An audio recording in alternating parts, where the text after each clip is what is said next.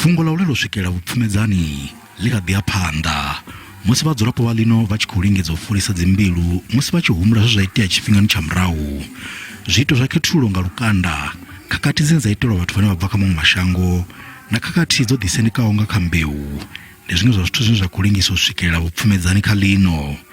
Mbofholowo siani ḽa ikonomi ndi tshiṅwe tsha zwitenwa zwa ndeme kha u swikelela vhupfumedzani.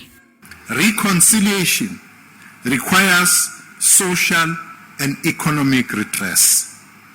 Reconciliation has to be about a real change in the material conditions so that the quality of life of our people, disadvantaged by colonialism and apartheid, progressively improves.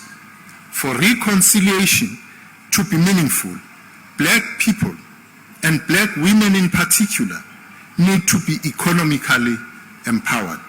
Vamwe vatenda kha uri swikelela vhupfumedzani zwi kha ḓi tou vha muloro.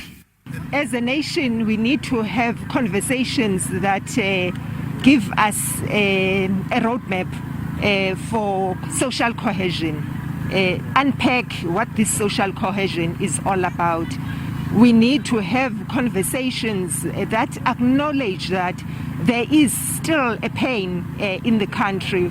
Ngeno vhanwe vha na fulufhelo kha uri zwi a konadzea u swikelela vhupfumedzani.